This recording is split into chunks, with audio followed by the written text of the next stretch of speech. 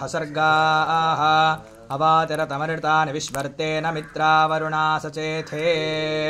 खड्गं चक्रगदेषु चापपरिधान् शूलं भुशुण्डीं शिरः शङ्खं संदधतीं करैस्त्रिनयनां सर्वाङ्गभूषावृतां नीलाश्मद्युतिमास्य पाददशकां सेवे महाकालिकां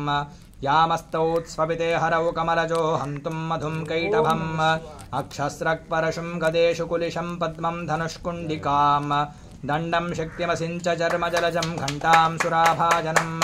शूलं पाशसुदर्शने च दधतीं हस्तैः प्रसन्नाननां सेवे सैर्भमर्दिनीमिह महालक्ष्मीं सरोजस्थितां घण्टाशूलहलानि शङ्खमुसले चक्रं धनुस्सायकं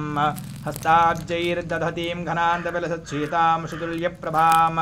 गौरीदेहसमुद्भवां त्रिजगतामाधारभूतां महापूर्वामत्र सरस्वतीमनुभजे शुम्भादिदैत्यार्दिनीम्।